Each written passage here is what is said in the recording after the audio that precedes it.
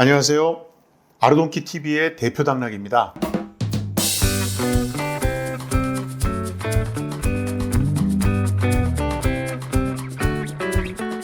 구독, 좋아요. 예술하는 당나귀 TV는 대한민국 예술 문화를 응원합니다. 자, 임성환과 김순옥의 막장 지수 대결. 아르돈키 TV에서는 임성환 작가와 김순옥 작가의 막장 정도를 비교하기 위해서 간단한 서베이를 했습니다. 물론 막장이라는 개념 자체가 학술적으로 정립된 개념이 아니기 때문에 학문적인 방법론을 이용한 것은 절대 아닙니다. 다분히 흥미 위주의 조사를 하면서도 대한민국 최고의 드라마 전문가라고 할 수 있는 제 주변의 40, 50대 열혈 여성 시청자 22명을 대상으로 의견을 수렴해서 종합한 결과를 토대로 두 작가의 막장 지수를 분석해 보았습니다. 막장 지수를 수치하기 위해서 6가지의 변수를 설정했는데요. 소재의 참신성, 스토리 전개의 논리성, 주제가 지니는 시대 정신, 그리고 표현의 창의성, 드라마의 화제성, 그리고 마지막으로 대사를 써내는 필력, 이렇게 6가지 변수를 각각 5점 척도로 점수를 매기도록 하였고 평균값을 산출해서 비교했습니다. 여기서 얘기하는 6가지의 기준은 좋은 드라마가 가져야 하는 어떤 기준이라고 생각을 할 수 있는 거고, 이건 충분히 학술적으로도 용인 가능한 기준이라고 여러분들이 생각해 주시면 되겠습니다. 소재의 참신성에 대한 분석 결과를 말씀드리겠습니다. 여기서 얘기하는 소재의 참신성을 다른 말로 표현하면 소재의 자극성입니다. 소재를 선택하는 데 있어서 보통 상식으로는 상상하기 어렵거나 차마 상상하기조차 싫은 소재를 누가 더 과감하고 용감하게 선택했는가에 대한 질문입니다. 반어적으로는 도전정신이라고 표현할 수도 있겠습니다. 응답자들은 덜 자극적이라고 생각할수록 1점에, 그리고 매우 자극적인 소재라고 판단할수록 5점에 체크해달라는 부탁을 받은 겁니다. 자, 소재의 참신성에서 나타난 결과는 두 작가의 드라마보다도 더 드라마틱한 결과라고 말씀드릴 수 있습니다. 왜냐고요? 동점입니다.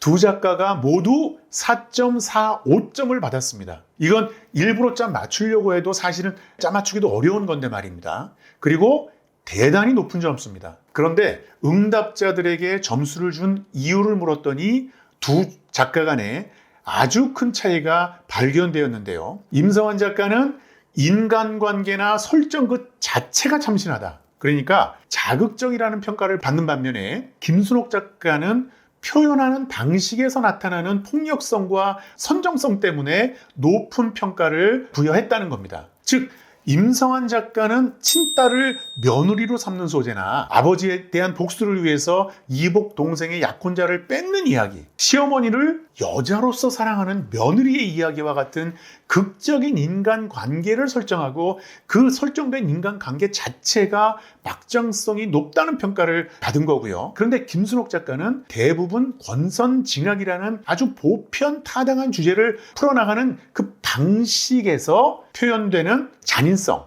임산부를 폭행한다거나 입양한 자식을 죽이려고 달려드는 양부모의 모습을 그린다거나 맹인을 고층복도에서 밖으로 밀어버린다거나 이런 기타 등등의 폭력적이고 선정적인 장면 때문에 높은 막장 점수를 받은 것으로 나타났습니다. 두 작가의 가장 큰 차이점이 이 항목에서 확실하게 정리된 거죠. 두 번째로 스토리 전개의 논리성에 대한 평가입니다. 논리적인 전개는 시청자의 감정을 몰입시키는 데 아주 중요한 요소입니다. 특히 시청자와의 심리적 게임을 하는 것이 작가의 역할인데, 이러한 게임에서 시청자들이 상상하지 못하는 전개를 끌어내는 것을 우리는 반전이라고 하는 겁니다. 이러한 측면에서 두 작가는 시청자들의 소위 뒤통수를 때리는 듯한 터무니없는 반전을 창조하는 능력이 있는 거고, 이것 때문에 막장 작가라는 호칭을 받는 것입니다. 논리성 항목에서는 임성환 작가가 더 낮은 점수를 받으면서 김순옥 작가에 비해서 개연성이 낮고 막장 지수가 높은 작가라고 평가받았습니다. 그러니까 조금 임성환 작가가 더 매운 막장 작가라는 거죠. 임성환 작가의 대표적인 사례로는 아시 두리안에서 최명길 씨와 친했던 그 PD가 느닷없이 사라진다거나, 하늘 이시어에서 우차사를 보면서 웃다가 죽는 장면이 그려진다거나, 이런 에피소드들이 지적이 됐습니다. 이것을 정리해보면 임성환 작가는 비정상적이고 자극적인 인간관계를 소재로 해서 드라마를 시작하면서 그 비정상적으로 설정한 인간관계를 바꿔서 반전을 만들어내는 과정에서 무리수가 발생할 수밖에 없다고 해석할 수 있습니다. 그런데 반면에 김순옥 작가는 시청자 그 누구도 예측하지 못하는 뜬금없는 반전에서 시청자들이 당혹해하는 것을 알 수 있습니다. 펜트하우스에서 이지아 배우가 심수련이냐 나 애교냐를 맞추는 게임을 시청자들에게 강요한다거나, 죽을 수밖에 없었던 사고를 당한 사람이 살아서 나타난다거나, 또 점을 찍고 나타나면 다른 사람이 되는 이런 순옥적 허용과 같은 사례들이 김순옥을 막장 장르를 개척한 작가라는 명성을 안긴 것으로 분석할 수 있습니다. 그러니까 김순옥 작가는 시청자들을 지적인 관객으로 생각하고 있다고 평가할 수 있습니다. 그래서 김순옥 드라마의 시청자들은 작가와 함께 호흡하고 공감하면서 순옥적 허용을 따라가면서 어떻게 보면 즐기고 몰입하는 것으로 판단할 수 있습니다. 아주 재밌는 현상입니다. 세 번째로는 주제의 시대 정신이라는 변수를 조사해 봤습니다. 드라마는 그 시대의 이슈에 대해서 우리 사회가 어떤 방향으로 변화해야 하는가에 대해서 논의하는 장을 만드는 역할을 합니다. 그게 바로 작가가 선택하는 주제의 역할이 되는 거죠. 이 항목은 반어적인 의미의 질문이 아니었기 때문에 대부분이 예측하실 수 있지 않을까 생각합니다. 임성환 작가의 드라마는 주로 가족관계나 애정관계를 중심으로 한 인간관계의 감정을 다루기 때문에 사회적인 이슈를 잘 다루지는 않습니다. 그래서 응답자의 평균 점수는 2.25점으로 비교적 낮은 점수로 나왔습니다. 그런데 김순옥 작가는 통상적인 권선징악을 주제로 다루면서도 빈부나 교육, 입시 등의 사교육 문제를 아주 자극적으로 다룹니다. 김순옥 작가의 응답자 평균 점수는 3.55점입니다. 꽤 차이가 큰 편이죠. 시청률을 배제한 드라마의 사회적 기능 측면에서도 그래도 김순옥 작가의 작품이 시청자들에게는 의미 있게 수용되고 있는 것으로 나타났습니다. 자, 네 번째는 표현의 창의성 항목입니다. 그러니까 드라마가 주인공의 감정선을 표현하면서 얼마나 창의적인 표현으로 시청자들에게 감동을 주는가를 묻는 질문입니다. 하지만 이건 반어적인 질문으로서 시청자들이 예상하는 수준을 뛰어넘는 표현 방법을 찾아내는 정도를 물은 겁니다. 즉, 예측 가능한 진부한 표현을 한다고 생각하면 1점을, 터무니없는 표현을 찾아내는 창의적 재주가 뛰어나다고 생각할수록 5점에 체크해 줄 것을 요청했습니다. 자, 여러분은 어떻게 평가하시겠습니까? 어떻게 보면 이 항목이 하이라이트인데요. 이 항목에서는 응답 결과와 제 생각이 또 다릅니다. 결과는 임성환 작가의 압도적인 승리입니다. 그러니까 임성환 작가가 터무니없는 표현을 하는 정도가 4.23점으로 아주 높게 평가받았고, 김순옥 작가는 3.55점을 받았습니다. 평균보다 조금 높은 점수이기는 하지만 임성환 작가에 비해서는 월등히 낮은 정도죠. 김순옥 작가가 그래도 개연성이나 예측 가능성을 맞춰가는 것으로 나타났다고 분석할 수 있겠습니다. 임성환 작가의 창의적 표현의 대표적인 사례로는 신기생전에서 눈에서 레이저가 쏟아지는 장면, 여러분 보면서 깜짝 놀라셨잖아요. 그런 장면, 그리고 아시 두리안에서 4명의 주인공이 어이없는 조선시대 복장으로 롯데월드에 나타난다거나, 극중 70대로 등장하는 최명길 씨를 보고 어떤 술집 종업원이 사우디에서 온 40대 사업가 같다고 착각한다거나, 이런 아주 다양한 사례들이 제시되었습니다. 그런데 여기서 아주 재밌는 점이 발견됩니다. 응답자들은 오히려 이런 어처구니 없는 표현이 임성환 드라마의 재미 요소라고 지적했다는 거죠. 반면에 김순옥 작가의 대표 사례야 얼굴에 점을 찍거나 가발과 안경, 휠체어를 탄다거나 요 정도만 터치해도 다른 사람으로 착각하는 설정, 이런 설정이 제시되었는데요.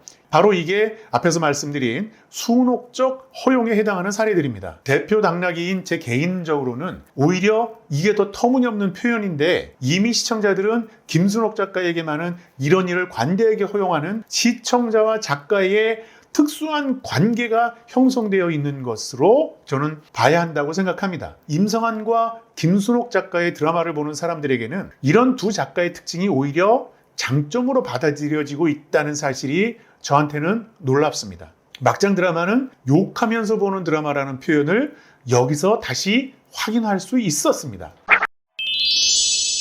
다섯 번째인가요? 드라마의 화제성입니다. 앞의 변수들을 종합해서 점수를 주는 항목인데요. 시청률과도 관련되는 기준이지만 주관적으로 어떤 작가의 드라마가 세간의 관심을 끄느냐에 대한 주관적인 점수를 부여하는 항목입니다. 자, 이 항목은 제 의견과 아주 비슷한 결과가 나왔습니다. 임성환 작가가 4.14점, 김순옥 작가가 4.32점. 수치로는 김순옥 작가가 따져보면 높지만 정도의 차이는 무시해도 되는 수준이라는 거죠. 그런데 이 항목의 주관식 답변을 종합해보면 두 작가 간의 명확한 차이점을 발견할 수 있습니다. 그러니까 임성환 작가는 드라마 시작 전부터 이상한 소재, 그리고 이상한 주제, 그리고 특이한 캐스팅 결과만으로도 화제성을 몰고 다니는 반면에 김순옥 작가는 드라마가 시작한 다음에 드라마의 전개 방식이거나 아니면 시청자의 피드백 자체가 기사화되면서 관련 보도들이 많이 생산되면서 화제성이 높아지는 특징을 나타낸다는 거죠. 이러한 결과는 소재의 참신성이나 주제의 시대정신 항목에서 나타난 결과하고 상관관계가 매우 높은 것으로 분석할 수 있습니다. 자, 마지막으로 필력입니다. 이 항목은 반어적으로 한 질문이 아니고 그야말로 작가의 본질적인 능력인 대사를 통해서 시청자들에게 감정을 끌어내는 능력을 기준으로 평가하는 항목입니다. 이 항목의 결과는 제 의견과는 사실 큰 차이가 있습니다. 응답자들은 김순옥 작가에게 3.45점을 주고 임성환 작가에게는 2.91점을 주었습니다. 김순옥 작가의 대사가 더 자신들의 정서를 자극한다는 뜻인데요. 이 마지막 항목에 대해서는 대표 당락이로서 개인적인 의견을 좀 얹어야겠다는 생각을 했습니다. 사실 임성환 작가의 대사는 리듬감이나 특유의 맛이 있습니다. 그게 온라인에서 개그의 소재로 쓰이기도 할 정도로 개성이 있다는 뜻인데요. 인간관계의 구성이나 인물의 심리 묘사를 대사를 통해서 끌고 가는 스타일의 작가이기 때문에 복잡한 심리 묘사를 대사로 풀어내는 능력은 사실은 탁월합니다. 일단 긍정적이든 부정적이든 유명한 대사도 많습니다. 암세포도 암입니다, 여러분.